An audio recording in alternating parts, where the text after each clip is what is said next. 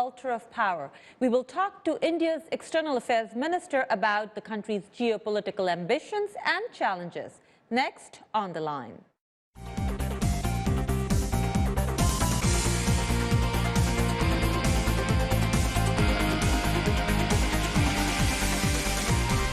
This is On the Line, and I'm Aisha Tanzeen.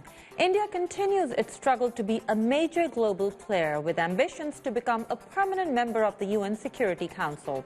Earlier, we sat down with India's External Affairs Minister Salman Khurshid to talk about India's relationships in its own region and around the world. Let's watch.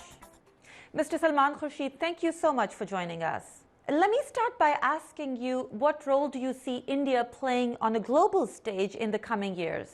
We are trying to put together for the globe an interesting destination, whether it's for tourism or investment, for cooperation in fields of human endeavor that are of critical nature, where the world scenario of World Trade Organization, climate change, strategic security issues, counter-terrorism, nuclear proliferation. These are vast areas of concern in the world. And India has a contribution, and we have consciously worked to be in a position and have built capacity to address these issues in a cooperative manner, in a collaborative manner. And we do think that this is both in terms of our commitment, in terms of our capacity, ability, in terms of our markets, in terms of our population, and in terms of our economic growth, something that we offer to the world in spirit of partnership. And now it's for the world and the globe to make up its mind what role it wants India to perform. What exactly is India's relationship with the U.S.? Is India the counterbalance to China in the region that the U.S. seeks? Well, see, the U.S. may have its own view of the world and perception of the world. We have our own indeed. We are happy to work for the Asian century along with China. We have China is our neighbor and in many ways competitor. But China is also a country that we work closely with in terms of many multilateral issues. China is also a country that we have worked very assiduously and consciously to develop a firm, good, sustainable relationship with. And I believe that this is a mutual position that China and India take. We have historical issues that are still unresolved, but both of us have learned to bypass those issues, contain them, and to restrict them. And then move forward with what can be a very, very critical cooperative relationship.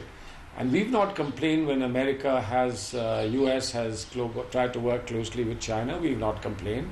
And I don't think that we really expect that US or China would complain about our relationships with either of them. I think we have our relationships which are based on merit and value, based on common cultural and political, ideological positions, and also in other places on what is of strategic value to us mutually with China and with the United States of America.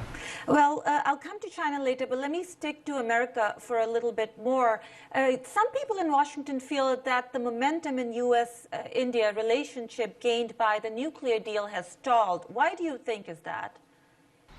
Because U.S. has been looking up at or looking down from the fiscal cliff, preoccupied with major economic issues within the United States of America.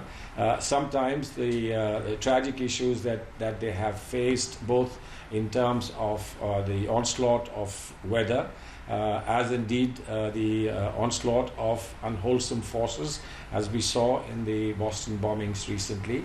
And we understand that there are important domestic concerns for the US administration and US legislators, and indeed for the US business. But at the same time, there is a lot of potential both for resolving domestic issues as well as continuing a pace as far as international the platform is concerned in terms of engagement with India. And that's continued. And I believe that the appointment of the new Secretary of State and then his getting into a strategic dialogue with India over the next few weeks will bring back the sense of vitality that existed for a long time when we were on a high and then we got to a plateau and then we can go on a high again. Well, you mentioned that China is a competitor. Let me ask you this. India and China used to be mentioned in the same breath, and now a lot of people are saying that India seems to be playing catching up. So why do you think that's happening? Well, it depends really. It depends on what kind of glasses you wear to look at the picture in front of you. If you look at sustainable relationships, historical contacts, if you look at shared values of democracy, of rule of law, of a lot of people, opinion makers, speaking fluent English and perhaps more effective expression in English than many other countries that have been associated with the language for a long time, then you would choose India. But you put on glasses and you're looking for large sums of money that can be given on easy terms, funds that can be raised for institutions and banks, etc. It's possible that today China stands in a better position. So I think it's the kind of glasses with which you want to see the marketplace that will make a difference. And people who wear what I call the Indian color glasses see India looming much larger in terms of their idea of life. People who wear Chinese glasses obviously see China as being much larger and looming larger than India. But this doesn't concern and bother us. We are concerned about what we really are, not how people see us. And what we really are will ultimately prevail with how people see us. So we need to work on what we really are, and that's what we are doing. Well, there has been recently incursions or alleged incursions, because China denies that, along the border in Ladakh. I want to ask you how India is responding to that, and does it have the potential to develop into a wider conflict, you think? I certainly hope not. And I think that both countries have invested enormous amount of effort and time, and we've been preoccupied with building a relationship that can bypass historical hiccups and historical misgivings, and also some contentious issues, and work together on convergence in terms of economics, in terms of multilateral cooperation. And I think that neither China nor India would want one incident which by its own nature can be insignificant, but because of the context becomes extremely significant, and certainly in terms of public perception, fanned by a lot of intense media interest, it could get blown out of proportion. We would do our best not to allow that to happen. I think the relationship between India and China is too valuable. The potential is too great to be, to be sabotaged and to be sidetracked by something of this nature. Now, India's relationship with Pakistan has always been very interesting, and as you know, there are elections going on in Pakistan. How closely is India watching these elections? And do you see less of an anti-India rhetoric this time, or is it more of the same? I think fortunately what some people predicted is not happening. The Pakistani election at present seems more sort of concentrated on issues within Pakistan and widespread concern in Pakistan about its future. Because there have been some very difficult times for Pakistan. We are glad that despite those very difficult times, institutional conflicts and clashes, a great deal of unrest, civil strife in places, and also unwholesome attacks by terrorists, etc. Pakistan's democracy, or at least the democratically elected government, survived. They completed 5 years, and this is the first time that that's happened.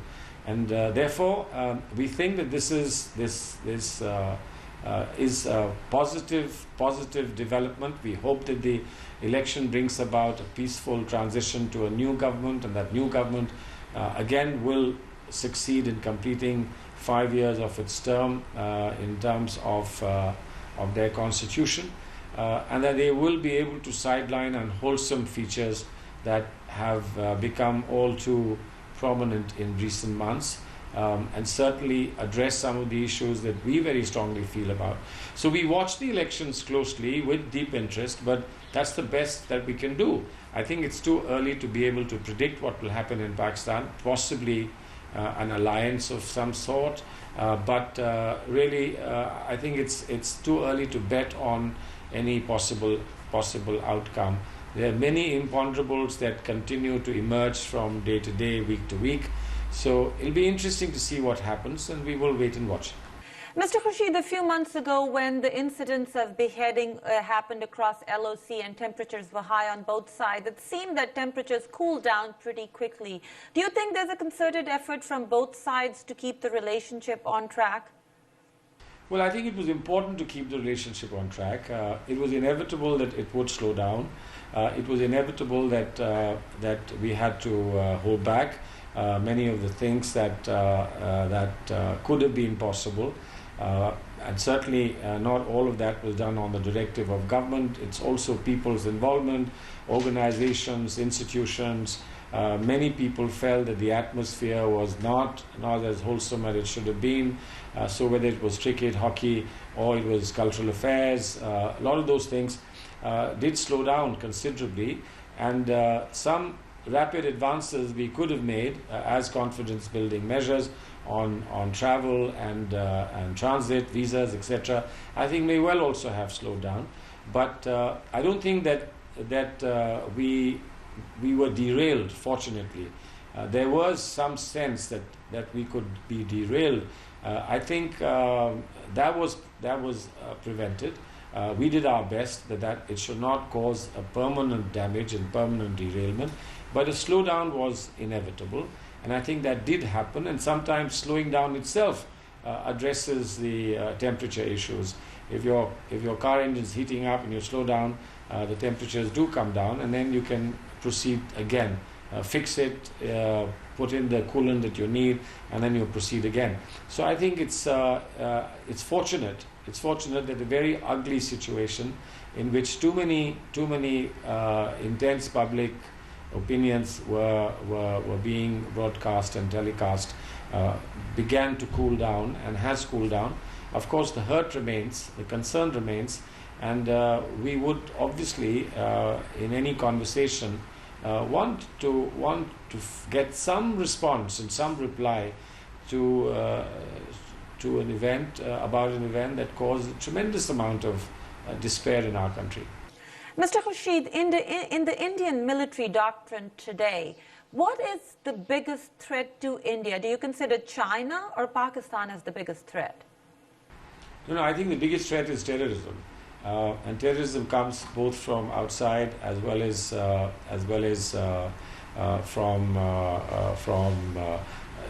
misguided and I suppose influenced internal forces. But any form of terrorism coming from anywhere is the biggest threat, really, to us. And terrorism, as you know, can come in many different forms, and you have to be alert all the time. And I need hardly say this to someone in the United States of America of how alert you have to be. And I must say, and I must place on record the great appreciation that many people have for the manner in which, and the alacrity and the effectiveness with which your police forces reacted to catch and to bring to book people who were responsible for an attack on innocent people in your country in recent days. So that's our biggest threat. Now, somebody, nation state encouraging this behavior against the Indian state is obviously unacceptable, and we hope that this will not be done by anyone. Coming to China, I think we have learned to live together, and that's the good news for the world.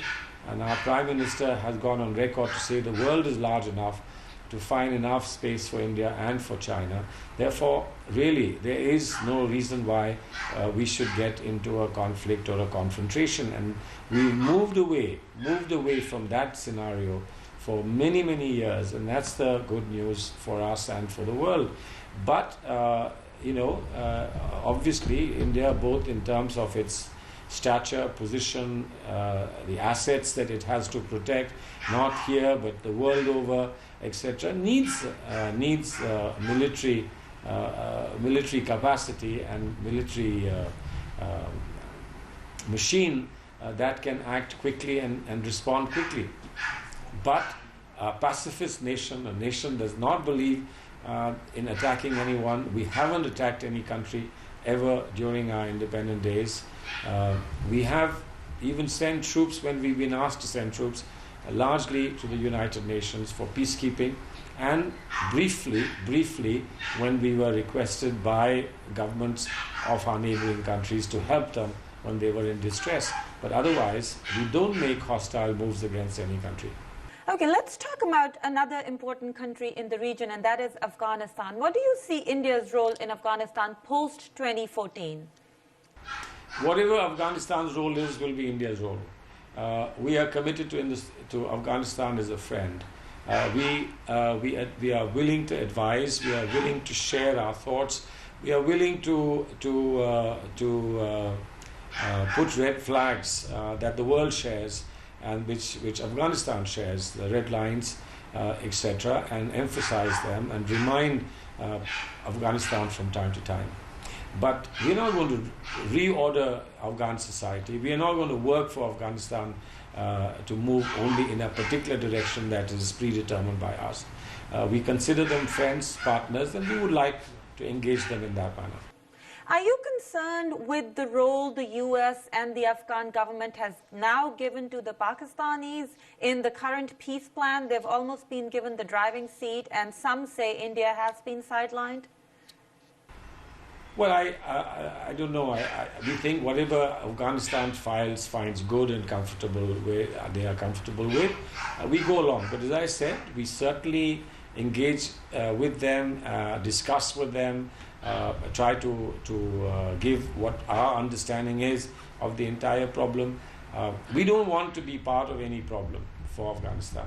We want to be part of the solution. But we do know that some of the directions that have been taken in recent months may not necessarily be in the long run of great comfort to Afghanistan. What direction would you like Afghanistan to take? For their people to decide freely what they want to do. They must, as a sovereign country, be able to decide their own future. And friends and stakeholders should be willing to help them on their terms rather than dictate terms to them. Mr. Khurshid, India used to be a champion of the Palestinian cause, and in recent years, India's relationship with Israel has really grown, especially the military relationship. How would that impact India's position on the Palestinian issue and India's relationship with the rest of the Arab world?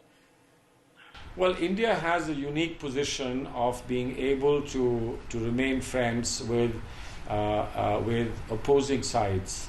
This is not just in the matter of Palestine and Israel. It is also in many other parts. In the East, for instance, China and Japan, we are friends with both of them. If you talk on a global scale between the United States of America and Iran, India has good relations with both sides, and transparent, open, candid, and fair. But what is important, what is very important, is that people should not insist that we do our friendship with one at the cost of the other. We're not prepared to do that. We are also willing to tell our friends where we think that they need to hold back, as we did with Iran. And sometimes there's a disappointment, but fortunately there is no breakdown. You said you can have good relationships with both, but recently India reduced its oil imports from Iran under pressure from US, and some are even saying this is against India's non-alignment policies. No, we didn't. We didn't reduce our intake, our purchases from Iran because of any sanctions and our acceptance of sanctions unilaterally imposed by the United States. But we were party. We were party to the decision taken by the Security Council, by the UN, and to that extent, we had to comply with the UN sanctions. The reduction has happened naturally because there is problem of banking, there's a problem of shipping and insurance, and for that reason there has been a difficulty in paying for supplies from Iran, and therefore there has been a reduction in purchases. But you know, Iran is a major supplier of fuel to India, and India therefore as a friend cannot give up those supplies. But if it's impossible because of sanctions imposed by the US on many other people who accept those sanctions, then of course it will affect India's purchases from Iran. But that's just a fact of life. We have to find reasonable ways and suitable ways in which the extent to which we have to rely on purchases from them can be sustained and preserved. It was done through an Italian bank, through a Turkish bank for a while. Now that also seems to be the Halk Bank procedure, and the routes seems to be closing down. So we will see what else we can do and how we can manage.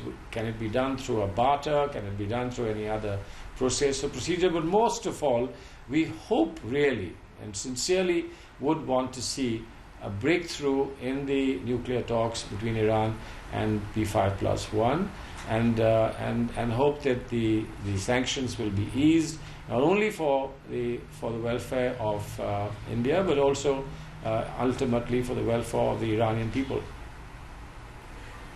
Mr. Salman Khurshid, thank you so much for joining us. Thank you very much.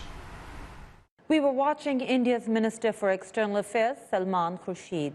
Thank you for joining us. Please send us your questions or comments, or watch our past shows on our website, voanews.com/ontheline. We look forward to hearing from you and hope you'll join us again next week for On the Line.